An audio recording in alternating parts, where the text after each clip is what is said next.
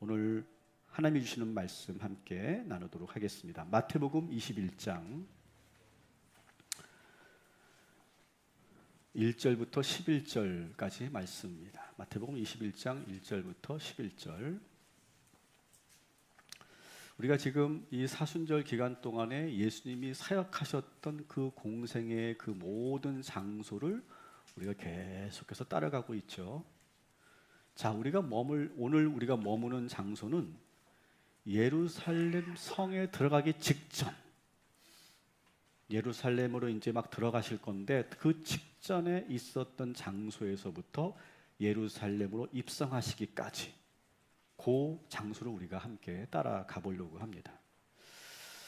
이제 예수님의 사역이 이제 절정에 다다르고 있습니다.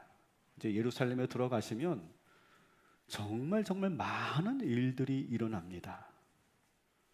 그래서 우리는 오늘 이 종료주일로부터 시작해서 고난주간 성금요일까지 예루살렘 안에서 일어났었던 수많은 사건들을 예수님과 함께 경험하는 거예요.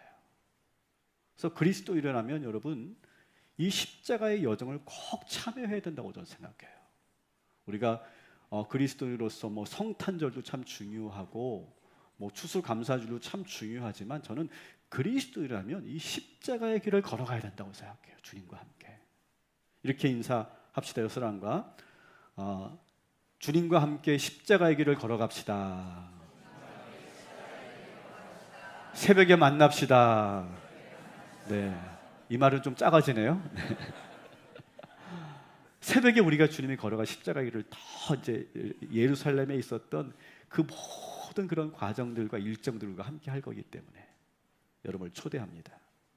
자, 이제 예수님이 계셨던 이제 예루살렘 들어가기 직전의 장소로 한번 들어가 보도록 하겠습니다. 자, 우리 21장 1절 마태복음 21장 1절 같이 읽겠습니다. 그들이 예루살렘에 가까이 가서 감람산 벳바게에 이르렀을 때에 예수께서 두 제자를 보내시며 아멘. 자, 마태복음 21장 1절에서는 감람산 벳바게 이렇게 소개하고 있는데요. 누가복음 19장 29절에서는 좀 더 구체적으로 자세히 소개하고 있습니다. 감람원 같은 말이겠죠. 감람산 벳바게와 또 어디가 있습니까? 베다니라고 좀 더 구체적으로 소개하고 있어요. 여러분 여기가 어딜까? 제가 지도를 준비했는데요. 먼저 지도를 보시면 이 이스라엘 지도에서 위쪽에 갈릴리고요. 예수님께서 주로 활동하셨던 그런 장소죠. 갈릴리에서 쭉 내려오면 여기 여리고가 있습니다.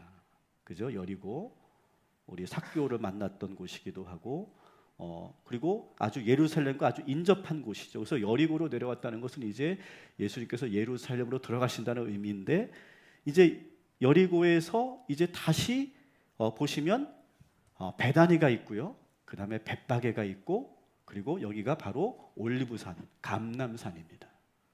그래서 아까 여러분 보신 것처럼 베다니, 벳바게, 감람산이 같이 소개되고 있죠. 근데 이 지역은 특징이 있어요. 이 지역은 어떤 특징이 있냐면 내가 날씨 예보하는 것 같네요. 날씨 예보하는 거. 교통 정보를 여러분들에게 소개하는 것 같은데 베다니에서 벳바게까지는 한 2km 정도 되는데 교통 상황이 상당히 좋지 않습니다. 자, 이곳은 특징이 뭐가 있냐면 올리브 나무들이 참 많이 있는 곳이에요. 올리브 나무. 그래서 올리브산, 감람산 이렇게 부른 거고요. 벳바게라고 하는 이 말도 그 올리브의 첫 열매, 아주 파란, 아직 익지 않은 파란 첫 열매를 그 히브리어로 바게라고 하거든요. 그래서 첫 열매, 올리브의 첫 열매의 이름을 따서 벳바게 이렇게 불렀고요. 그 다음에 베단이라고 하는 것은 올리브가 무르익은, 빨갛게 무르익은 올리브를 테나라고 부르는데 거기에서 이름이 연연되어서 베다니 이렇게 불려지는 거예요. 그만큼 이곳은 올리브와 상당히 밀접한 곳이고 또 예수님께서 예루살렘으로 오실 때마다 이제 유월절이나 명절 때마다 오시잖아요. 오실 때마다 항상 성 안으로 들어가지 않으시고 항상 이 성 외곽에 있는 이 세 곳에서 주님께서 주로 머물고 계셨습니다. 그리고 저녁이 되면 이 올리브 산 안에 뭐가 있습니까? 겟세마네 동산이 있어요. 그 유명한 겟세마네 동산에서 기도하시고 그랬던 곳이 바로 이 지역입니다. 이제 여기가 바로 예루살렘이고 여기가 성전입니다. 그래서 여기에 베다니, 벳바게, 그 다음에 여기 감람산이 이렇게 되어 있고 이 루트를 통해서 예수님께서 이제 예루살렘으로 이제 입성하시게 되는 거죠. 저는 이 부분을 저는 오랫동안 머물면서 여러분들께 좀 자세하게 소개해드린 이유가 저는 이 지역에서 저는 오랫동안 머물면서 묵상을 했기 때문에 그래요. 저는 이 벳바게와 이 베다니에서 예수님께서 머물시면서 무슨 마음을 가졌었을까? 무슨 마음이셨을까? 밤이 되면 이 감람산 이 겟세마네 동산에서 기도하셨는데 무슨 기도를 하셨을까? 이제 폭풍 전야와 같은 이 분위기 속에서 예수님은 어떤 마음, 어떤 생각을 하고 계셨을까? 그런 부분을 저는 오랫동안 한 주간 묵상을 했습니다. 이제 엄청난 일이 일어날 거거든요. 이제 폭풍이 몰아치듯이 휘몰아치듯이 예수님을 이리저리 막 끌고 다니면서 수많은 고초를 당하실 거거든요. 그리고 결국 십자가에 달려 죽으실 거예요. 예수님은 이 모든 일들을 다 알고 계셨죠. 그래서 3번이나 내가 순환당하고 십자가에 달려 죽을 것을 3번이나 예고하셨잖아요. 근데 제자들은 사실 몰라요. 지금 이번에 예루살렘에 들어가면 무슨 일이 있을까? 이번에 예루살렘에 들어가서 무슨 또 기적을 행하실까? 혹시 예수님을 사람들이 왕으로 추대한 거 아닐까? 왠지 뭐 그런 기대감을 가지고 있었지 아무 생각이 없었거든요. 모르니까, 앞에 일어날 일이 모르니까. 그러나 예수님이 이 모든 일을 알고 계셨기 때문에 참 그 심령이 복잡하셨을 거라고 생각해요. 여러분, 우리가 이런 경험을 우리가 많이 해보지 않았었습니까? 비슷한 경험들. 앞으로 우리가 감당해야 될 일이 너무 클 때, 너무 부담스러울 때, 내가 이제 이 하룻밤을 자고 내가 아침에 일어나면 내가 이렇게 옷을 입고 나가면서 지금 큰 일을 내가 해야 될 때, 그래서 잠을 이루지 못하고 밤을 꼴딱 새우고 그러면서도 긴장이 되어 있는 상태, 막 왠지 모르는 그런 두려움과 그런 염려가 막 엄습해 오를 때, 여러분들은 주로 그때 어떻게 하셨습니까? 저도 그런 경험이 참 많이 있었던 것 같아요. 너무 그 스트레스가 너무 그 압력이 너무 세가지고 어느 때는 결국 중도에 포기했을 때가 저도 많이 있었던 것 같아요. 너무너무 그걸 감당하기 어려우니까, 자신이 없으니까 그냥 돌아서거나 회피하거나 주저앉았던 때가 참 많이 있었어요. 그래서 결국 아무것도 이루지 못하고 결국 흐지부지 했던 일들이 참 많이 있었습니다. 아마 여러분들도 그럴 때가 있었을 거예요. 그 압력을 이기지 못해서. 또 반대로 어느 때는 제가 정신을 정말 똑바로 차리고 용기를 내서 정말 정면으로 탁 부딪혀서 내가 그것을 돌파해 본 적도 있어요. 그때 정말 놀라운 그런 뜻하지 않은 성취가 있었고, 그리고 막상 내가 정면으로 부딪혀 보니까 엄청난 충격이 있을 줄 알았는데 오히려 안개가 거치듯이 싹 거치면서 오히려 모든 일들이 순리대로 풀려졌던 때도 있었어요. 근데 어쨌든 그 직전에 그 스트레스와 그 두려움은 이루 말할 수 없죠. 오늘 우리는 이 베다니 시몬의 집에 있다고 생각하고 그곳에 예수님과 함께 머물고 있으면서 우리 한번 지난 시간을 한번 돌아봅시다. 그때 여러분들은 포기했습니까? 아니면 그 정면으로 그것을 돌파하고 앞으로 나아갔습니까? 예수님께서는 이 예루살렘 성으로 들어가시기 직전에 어떻게 결정하셨는지, 어떻게 행동하셨는지 여러분 잘 지켜보는 일이 우리가 해야 될 일이에요. 자, 예루살렘으로 들어가시기 직전에 어디 계셨다고 그랬죠? 벳바게에 계셨다고 그랬어요. 자, 우리 21장 1절부터 3절까지 같이 읽겠습니다. 두 제자를 보내시며 이르시되 너희는 맞은편 마을로 가라. 그리하면 곧 매인 나귀와 나귀 새끼가 함께 있는 것을 보리니 풀어 내게로 끌고 오라. 만일 누가 무슨 말을 하거든 주가 쓰시겠다 하라. 그리하면 즉시 보내리라 하시니 아멘. 예수님은 준비된 나귀를 끌고 오라고 제자들에게 명합니다. 여러분, 이 나귀 주인은 이미 예수님을 잘 알고 있는 관계예요. 그러니까 어떤 분들은 이렇게 해석을 하는 분들이 있더라고요. 예수님은 하나님의 아들이시기 때문에 이미 모든 걸 다 영적으로 예배해 놓고, 그리고 예수님께서 제자들에게 내가 쓰시겠다라 이렇게 말하면 그냥 순순히 주신 거라고 생각하지만 저는 그렇게 생각하지 않아요. 아까도 말씀드렸지만 예수님은 예루살렘에 오실 때마다 항상 이 벳바게와 베다니에서 머무시면서 그곳에 있는 지역 사람들과 충분히 교제하셨던 아주 그 익숙한 그런 만남, 관계였던 거죠. 그래서 이 나귀 주인도 예수님을 잘 알고 있는 사람이었고 제자들하고도 잘 알고 있는 관계였어요. 그래서 주님이 쓰시겠답니다 라고 말하니까 순순히 그 나귀를 내어주죠. 아마 이 나귀 주인도 예수님의 말씀을 배웠던 그런 제자 중에 한 사람이었을 거예요. 물론 이 12제자와는 차이가 있죠. 12제자는 전적으로 예수님을 쫓았던 제자라고 하면 생업을 하면서 예수님의 말씀을 배웠던 제자들도 많이 있었습니다. 여러분, 베다니에 여러분 누가 있습니까? 베다니 하면 누가 떠올라요? 베다니. 그렇죠. 베다니에 누가 있어요? 나사로가 있죠. 나사로. 또 시몬이 있죠. 처음 듣는 얘기는 아니신 것 같은데 그런 사람과 똑같은 예수님 말씀을 듣고 배웠던 사람이었을 거예요. 근데 그는 나귀만 빌려드린 게 아니에요. 나귀만 빌려드린 게 아니라 예수님께서 입성하실 때 같이 따라갔어요. 일단 첫 번째 이유는 뭐냐면 이제 예수님께 나귀를 타고 들어가셨으면 그 나귀를 어떻게 하겠어요? 다시 집으로 데리고 와야 되잖아요. 다시 그것을 데리고 와야 될 그런 일을 해야 되기 때문에 주인이 따라갔을 거고, 그리고 이 역사적인 순간에 예수님이 예루살렘으로 들어가시는 역사적인 순간에 함께하고 싶은 마음으로 이 주인도 따라갔을 거라는 거죠. 여러분, 우리도 이제 예수님께서 예루살렘 입성하시는 그 장면 속에 이 나귀 주인과 함께 뒤따라 가보는 거예요. 자, 지금 이 예루살렘은 유월절이 이제 되어서 유월절을 보내기 위해서 수많은 순례자들이 모여들기 시작합니다. 역사 자료에 보면 이 유월절이 되면 그 조그만 성에 무려 100만 명이 운집한대요.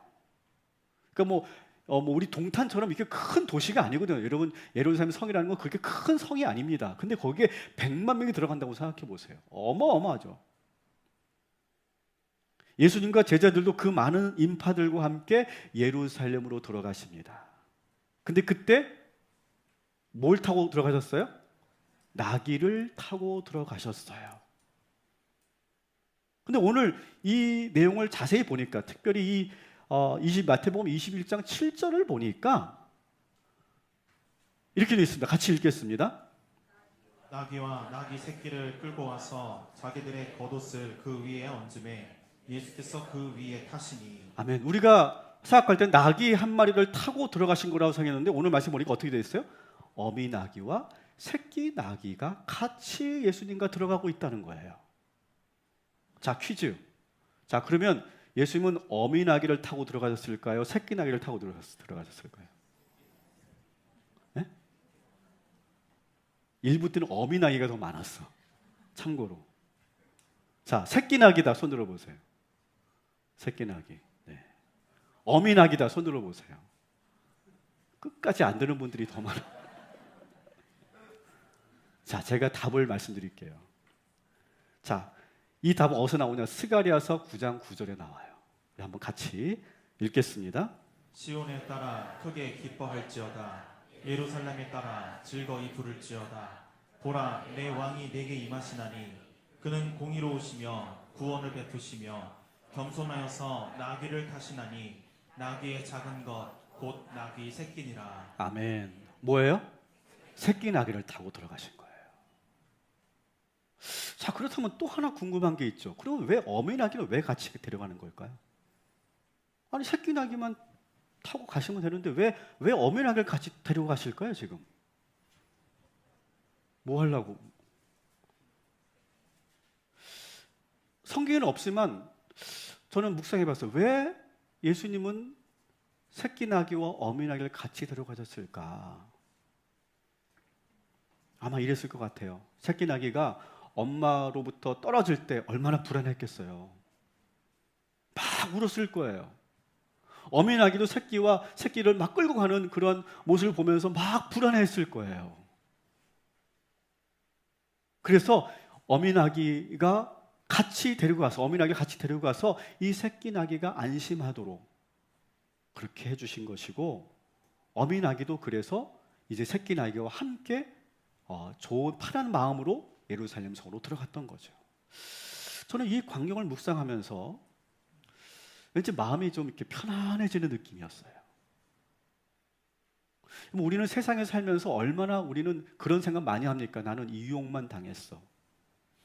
나는 실컷 부려먹기만 당하고, 그리고 나는 버림당했어. 우리는 그런 느낌이 있잖아요. 그런 마음이 있잖아요. 그런 상처가 있어요. 현대인들에게는. 특히 이 회사 생활 하시는 분들에게는 그런 상처가 항상 있잖아요.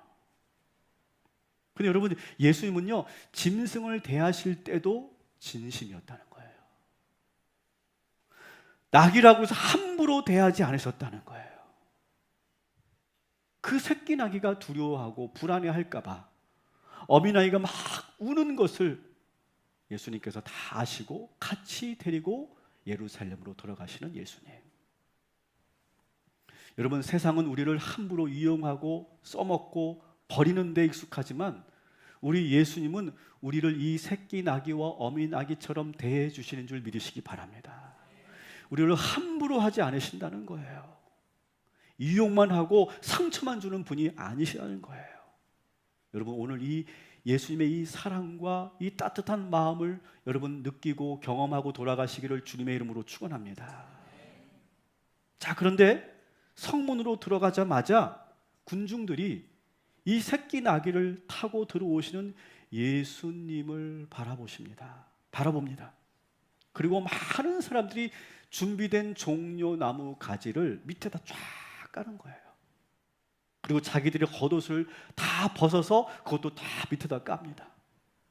마치 로마의 황제가 입성할 때 모든 그런 그 길에 양탄자가 깔리듯이 모든 예루살렘에 있는 사람들이 예수님을 이 성에서 맞이하면서 겉옷을 깔고 그리고 종려나무를 다 깔아놓습니다. 그리고 어떤 사람들은 이 종려나무 가지를 막 흔들면서 이렇게 외치기 시작합니다. 호산나, 찬송하리로다. 주 이름으로 오시는 이여, 이스라엘의 왕이여, 주님을 찬양합니다. 이렇게 모든 군중들이 막 소리치기 시작합니다. 여러분, 예루살렘 사람들은 예수님을 어떻게 알고 있었을까? 예수님께서 이미 행하셨던 모든 기적들과 말씀들을 이미 소문이 예루살렘까지 쫙 퍼져 있었던 거예요. 갈리에서 하셨던 말씀들, 요단강에서 베세다에서 행하셨던 모든 일들, 거라사에서 귀신을 쫓았던 일들, 5,000명을 먹이셨던 사건, 여리고에서 있었던 일들, 수많은 그런 기적들과 말씀들을 이미 다 듣고 있었고 그 소문이 쫙 퍼져 있었던 것이고, 그리고 갈리에서부터 예수님께서 예루살렘에 오신다는 소식을 알고 미리 와서 기다리고 있던 군중들도 거기에 있었던 것이죠. 근데 그들이 외쳤던 소리가 뭡니까? 호산나, 호산나였다는 거예요. 여러분, 호산나의 뜻이 뭘까요? 자꾸 물어봐서 짜증나죠? 여러분, 호산나라고 하는 것은 여러분 시편 118편 25절에 보면 호시아나라고 하는 말이에요. 호시아나. 이 히브리어로 호시아나인데 이거를 히라보로 그냥 음역을 그대로 해서 붙여서 호산나가 된 건데, 그 뜻의 의미는 뭐냐면 제발 우리를 구원하소서라고 하는 간절한 외침이었다는 거예요. 호산나, 호산나를 외치는 건 좋은데 문제는 그 뒤에 뭐라고 했냐면 우리의 왕이요, 이렇게 외치는 군중들이 나타나기 시작했어요. 자, 우리 누가복음 19장 37절부터 39절까지 같이 한번 읽겠습니다. 기뻐하며 큰 소리로 하나님을 찬양하여 이르되 찬송하리로다. 주의 이름으로 오시는 왕이여, 하늘에는 평화요 가장 높은 곳에는 영광이로다 하니 무리 중 어떤 바리새인들이 말하되 선생이여 당신의 제자들을 책망하소서 하거늘. 아멘. 이 종려나무를 가지를 흔들면서 외치는 군중들의 모습이 호산나 호산나까지는 그래 괜찮아. 근데 문제가 뭐예요? 주의 이름으로 오시는 우리의 왕이여 이렇게 외친다는 거예요. 그러니까 이 권력자들의 입장에서 본다면 이 군중들의 이 외침은 상당히 정치적인 의도가 있는 것처럼 보인다는 거예요. 저 예수가 과연 뭐길래 왕이라고 저렇게 지금 연호하고 있는가? 그래서 이 바리새인들과 이 지도자들이 군중들의 외침을 저지합니다. 당신 빨리 당신의 제자들을 지금 책망하소서 이렇게 말합니다. 그런데 이 군중들은 아랑곳하지 않아요. 더 큰 소리를 지릅니다. 호산나 호산나 제발 우리를 구원하소서 우리의 왕 이스라엘의 왕이여 호산나 호산나를 더 크게 외치는 거예요. 여러분 왜 그랬을까요? 왜 예수님을 보자마자 이 예루살렘에 있었던 이 유대 백성들이 왜 이렇게 호산나 호산나를 외치며 우리의 왕 나의 왕 이스라엘의 왕이여라고 외쳤을까요? 그 당시 상황을 여러분 잘 이해하셔야 돼요. 그 당시는요 이 로마 제국이 이 유대 땅을 지금 지배하고 있었죠. 그리고 그 당시에는 이스라엘에 세 왕이 있었어요. 세 왕이 있었는데 이 왕들은 항상 이 강대국 로마 눈치만 봤어요. 황제 눈치만 보고 있던 사람들이에요. 그들은 백성들을 위한 어떤 정책이나 그런 거 전혀 아랑곳하지 않고 그 힘센 강한 나라 로마에게만 눈치 보면서 있었던 그런 나라였어요. 그리고 그 시대의 지도자들은 서로 분열되어 있었어요. 대제사장파, 사두개파, 바리새파 이런 사람들끼리 서로 정치적으로 서로 분열되어 있었어요. 그리고 정치적인 사리사욕을 사욕에 빠져가지고 자기들의 이득을 위해서만 일을 했지 절대로 백성들을 돌보지 않았어요. 그래서 백성들은 도탄에 빠지고 고통받고 있었어요. 그러다가 예수님을 만나고 나니까 이분이 진짜 우리의 왕이라고 이 백성들이 외치기 시작한 거예요. 저는 2000년 전에 이 이스라엘의 모습이 현재 우리나라의 현실과 너무 비슷하지 않나 생각합니다. 사랑하는 성도 여러분, 이 부르짖음이 바로 우리의 부르짖음이고 우리가 기도해야 될, 우리가 외쳐야 될 일인 줄 믿습니다. 여러분, 우리가 고난주간 이 첫날, 이 종료주일에 우리가 주의 이름 호산나를 외치며 부르짖을 때 주님께서 우리를 찾아오시고 우리에게 힘을 주실 줄 믿습니다. 여러분 세상의 왕에게 기대할 게 없더라고요. 진정한 왕 예수 그리스도를 부르며 기도하는 것이 우리가 해야 될 일인 줄 믿습니다. 그때 저와 여러분에게 승리와 축복을 허락하여 주실 줄 믿습니다. 이 종교 지도자들이 너무 듣기가 거북합니다. 이 군중들의 이 소리가 호산나 호산나 우리의 왕 이스라엘의 왕이시여 호산나 호산나 외치는데 너무 듣기가 거북하니까 빨리 저 소리 좀 진압하라고 제압하라고 막 예수님에게 항의를 합니다. 근데 그때 예수님께서 아주 단호하게 이렇게 말씀하시죠. 우리 40절 41절 같이 읽겠습니다. 대답하여 이르시되 내가 너희에게 말하노니 만일 이 사람들이 침묵하면 돌들이 소리 지르리라 하시니라. 가까이 오사 성을 보시고 우시며. 아멘. 따라합시다. 이 사람들이 침묵하면 돌들이 소리치리라. 저는 신학교 다닐 때 이 말씀이 너무 좋았었어요. 우리가 침묵하면 하나님께서 돌들을 세워서 소리치게 하실 것이다. 이 군중들의 이 간절한 외침을 두려워했던 종교 지도자들에게 너희들이 지금 이 백성들을 지금 침묵시키면 말하지 못하게 하면 돌들이 소리 지르도록 하나님께서 하실 것이라는 거예요. 여러분, 진리는 감추어지지 않습니다. 그리고 진실은 반드시 드러나게 돼 있어요. 하나님께서 반드시 돌들이라도 세워서 소리치게 하시고 드러나게 하시는 줄 믿습니다. 아무리 힘 있는 자들이 진실을 감추고 침묵하게 만드는 그러한 힘을 가지고 있다 할지라도 주님께서는, 우리 하나님께서는 반드시 그걸 드러내신다는 거예요. 근데 이 예루살렘 성을 보니까 자꾸 진실을 감추려고 하고 침묵하게만 만드는 이 예루살렘을 보시면서 42절에 41절에 보니까 그 성을 보시고 우셨다 이렇게 돼 있어요. 저는 예수님께서 현재 이 지구를 보시면서 우리나라를 보시면서 이 한국교회를 보시면서 울고 계신다고 생각합니다.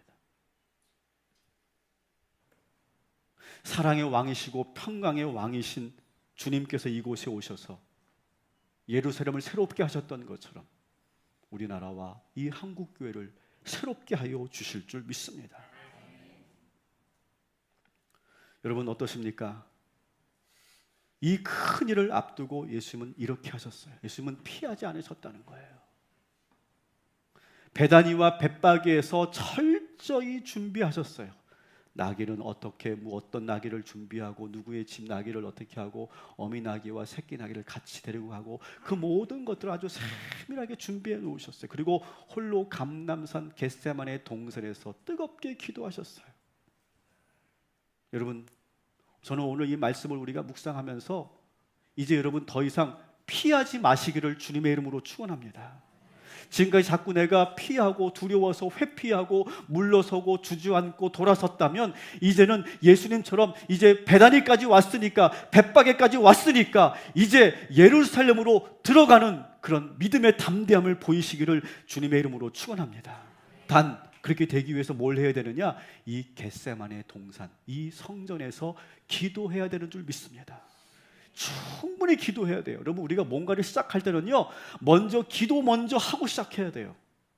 내 느낌, 내 감정, 내 직관, 내 어떤 그런 전략 그것보다 더 앞서는 것이 기도라는 거예요.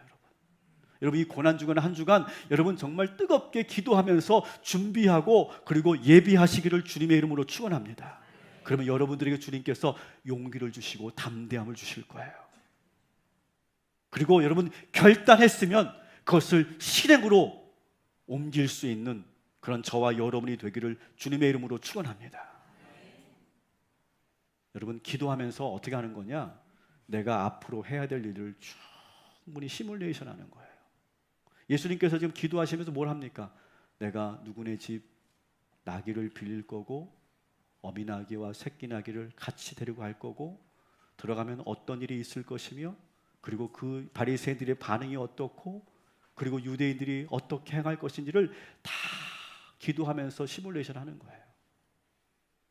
충분히 기도하고 마음의 준비를 하고 주님께서 우리에게 힘을 주시고 담대함을 주실 때 그때 여러분 실행에 옮기면 여러분이 하고자 하는 모든 일들 다 잘 될 것이고 형통케 하실 것이고 놀라운 기적이 나타나게 될 줄 믿습니다.